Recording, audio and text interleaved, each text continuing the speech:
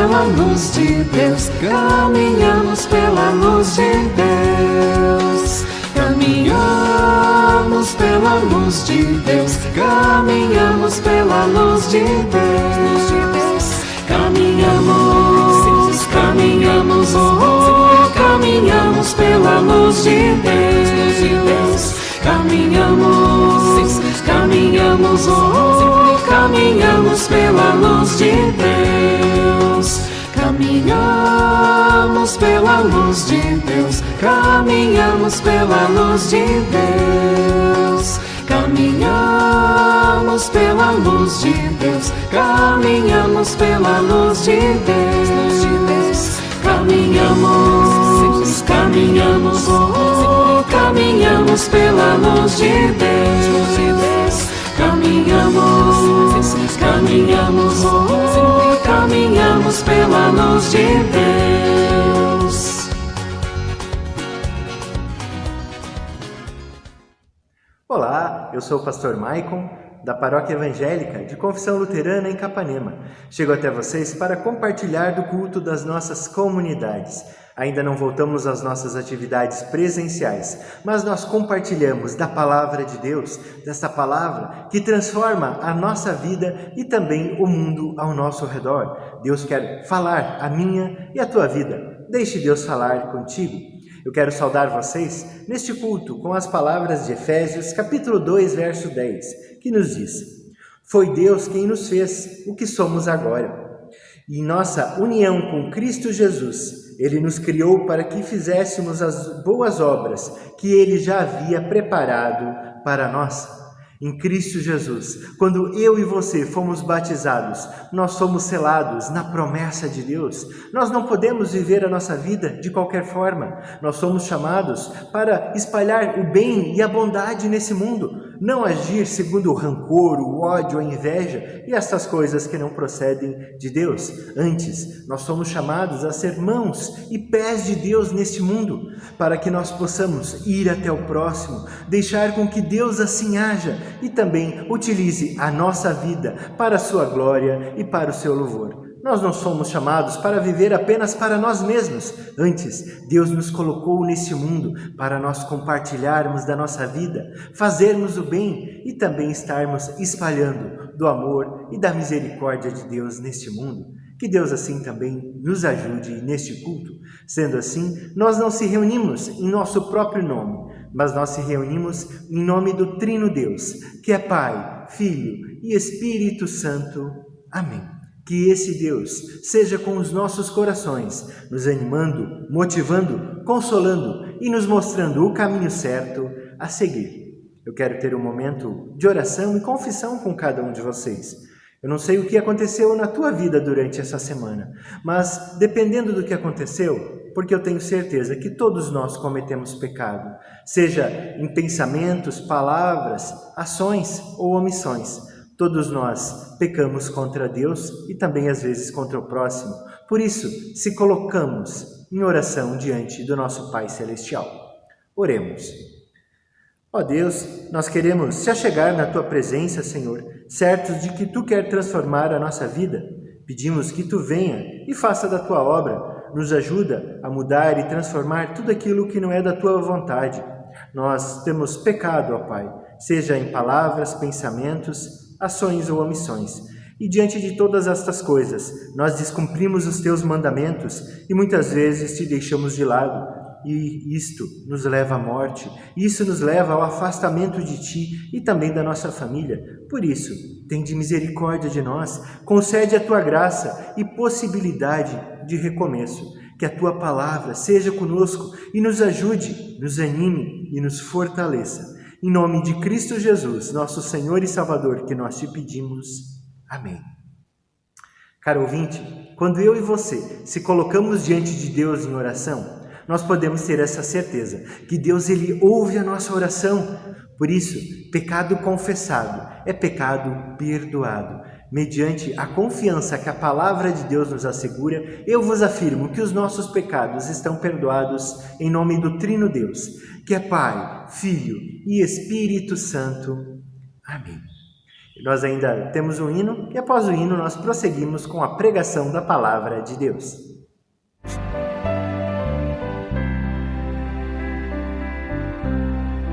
Há momentos que as palavras não resolvem, mas o gesto de Jesus demonstra amor por nós. Há momentos que as palavras não resolvem, mas o gesto de Jesus demonstra amor por nós. Foi no Calvário que ele, sem falar, mostrou ao mundo inteiro o que é amar. Foi no Calvário que ele, sem falar, mostrou ao mundo inteiro o que é amar. Aqui no mundo as desilusões são tantas, mas existe uma esperança, é que ele vai voltar. Aqui no mundo as desilusões são tantas, mas existe uma esperança,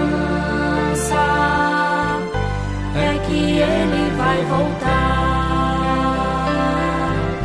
Foi no Calvário que ele, sem falar, mostrou ao mundo inteiro o que é amar. Foi no Calvário que ele, sem falar, mostrou ao mundo inteiro o que é amar.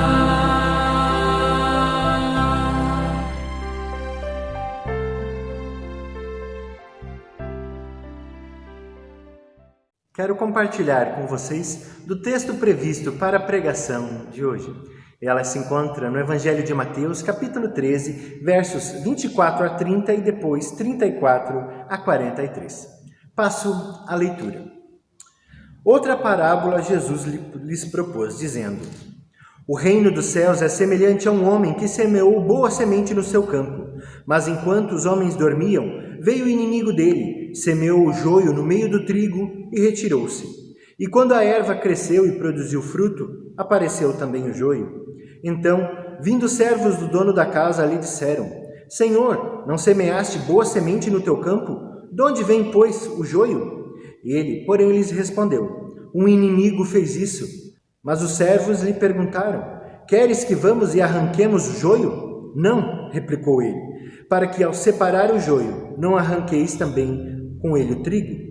Deixe-os crescer juntos até a colheita.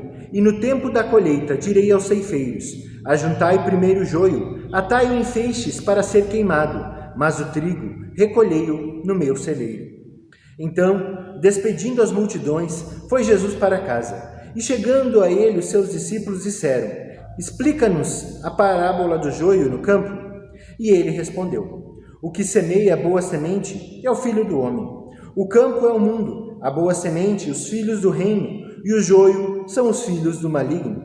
O inimigo que o semeou é o diabo, a ceifa é a consumação dos séculos, e os ceifeiros são os anjos. Pois assim como o joio é colhido e lançado ao fogo, assim será na consumação dos séculos. Mandará o Filho do Homem os seus anjos, que ajuntarão no seu reino todos os escândalos e os que praticam a iniquidade, e os lançarão na fornalha acesa. Ali haverá choro e ranger de dentes. Então os justos resplandecerão como o sol no reino do seu Pai. Quem tem ouvidos para ouvir, que assim ouça. Que a graça do Senhor Jesus Cristo, o amor de Deus o Pai e a comunhão do Espírito Santo seja conosco. Nesta parábola que Jesus conta, ele está comparando algumas formas de pessoas que nós podemos encontrar nesse mundo. Aqui, Jesus está falando acerca do reino de Deus e como são as pessoas que podem viver neste reino, como são aqueles que podem estar dentro da nossa igreja, como são aqueles que podem estar ao redor na nossa família ou até no local onde a gente trabalha. E fica a pergunta e a dúvida dos discípulos é a mesma que a nossa. Quem é joio e quem é trigo? No texto, nós vemos que não é possível separar joio do trigo, porque quando nós fazemos isso, facilmente nós podemos se confundir. Eu e você, nós não detemos toda a sabedoria do mundo para julgar as pessoas, quem é joio e quem é trigo. Infelizmente, no mundo que nós vivemos, as pessoas usam máscaras, podem se trajar de boazinhas, podem se fingir às vezes de duronas, mas Deus conhece o nosso coração. Eu e você facilmente podemos nos enganar nesse julgamento, por isso que Jesus também nos adverte, com o mesmo critério com que julgardes, vocês também serão julgados.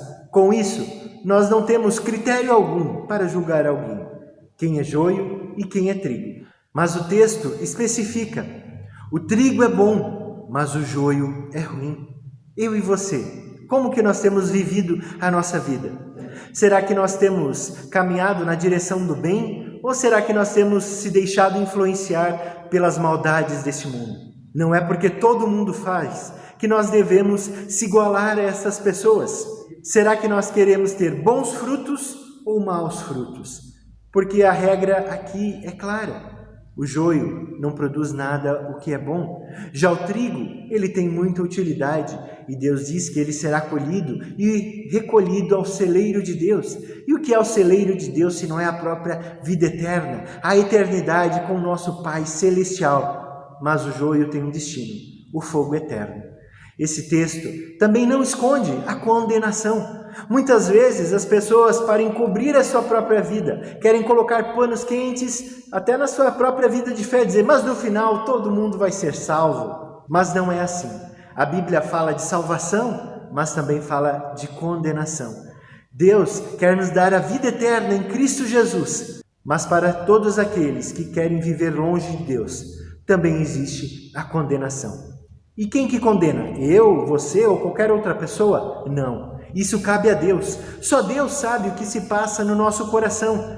Às vezes, eu e você somos especialistas em julgar de forma errada. Às vezes, nós olhamos para tal pessoa e nós fizemos um julgamento dela. Será que é assim? Será que nós gostaríamos de ser julgados desta maneira? Certamente não.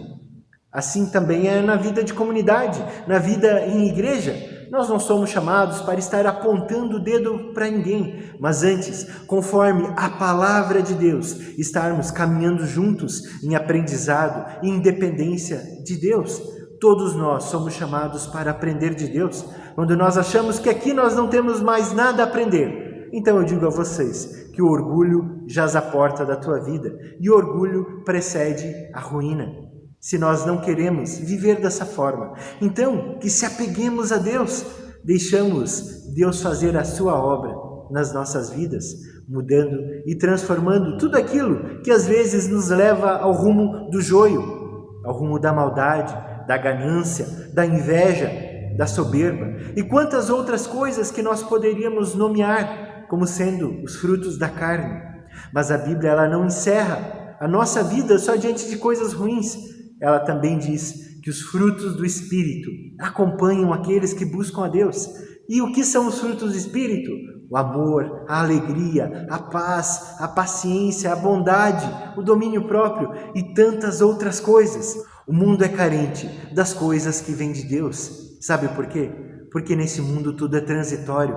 As coisas passam, mas a palavra de Deus não passa. As pessoas podem tirar o que quiserem de nós, mas se nós não deixarmos, com a nossa fé, nós iremos até o final das nossas vidas, rumo à eternidade. E ali nós poderemos viver com o nosso Pai Celestial.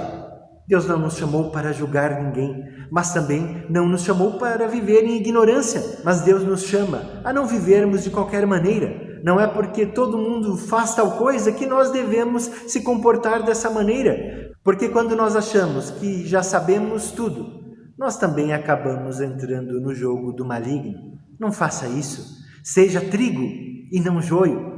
Porque só existe uma forma de reconhecer o que será o joio e o que será o trigo. Os frutos da nossa vida. Como você trata seus pais, como você trata seus filhos, seu cônjuge, marido, esposa, pais, avós, pessoas que trabalham com você. Porque se você trata todo mundo a patada e a reclamações, será que essa é a forma correta que Deus quer que nós tratemos as pessoas? Você gostaria de ser tratado dessa maneira? Certamente não. Por isso, trate com cuidado, trate com amor as pessoas. Foi por isso que Deus nos colocou nesse mundo, para que nós pudéssemos compartilhar a vida e também servir uns aos outros, se ajudando, cuidando, direcionando para o próprio Jesus Cristo, que é a razão da nossa fé, que nos reúne como igreja. Mesmo que agora nós não podemos se reunir presencialmente, mas quando nós se colocamos debaixo da palavra de Deus, eu tenho certeza que o Espírito Santo de Deus trabalha no nosso coração. E não há nada melhor do que deixar Deus agir na nossa vida. Com isso, a nossa vida é fortalecida. Com isso, as nossas lágrimas são enxugadas. Com isso, o nosso coração se enche de esperança e de alegria.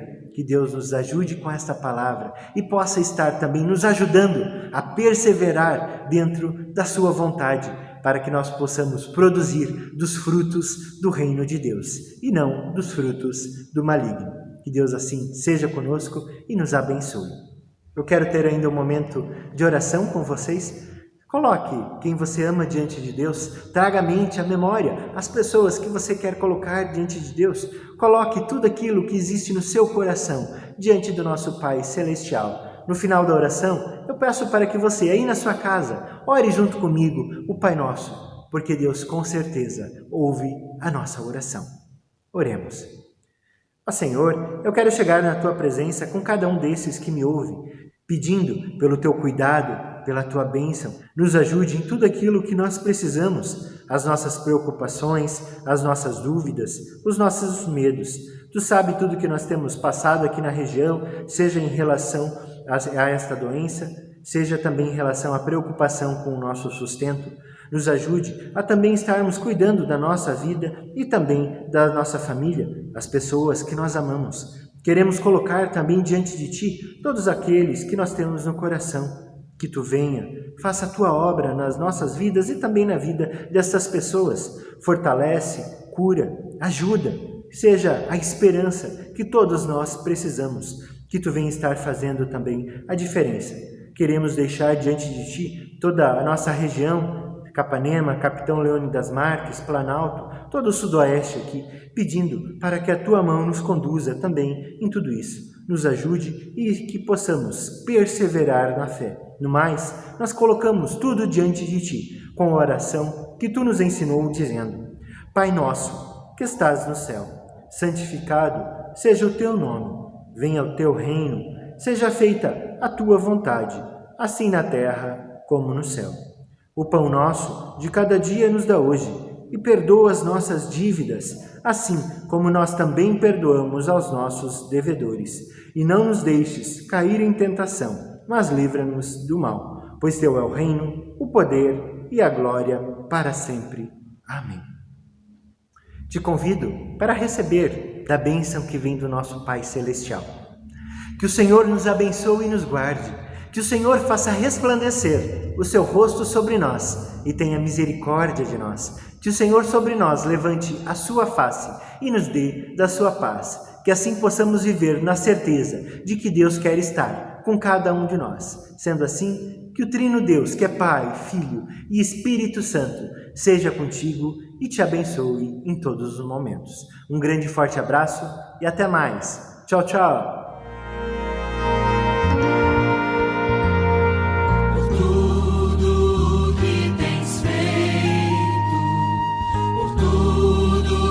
Vais fazer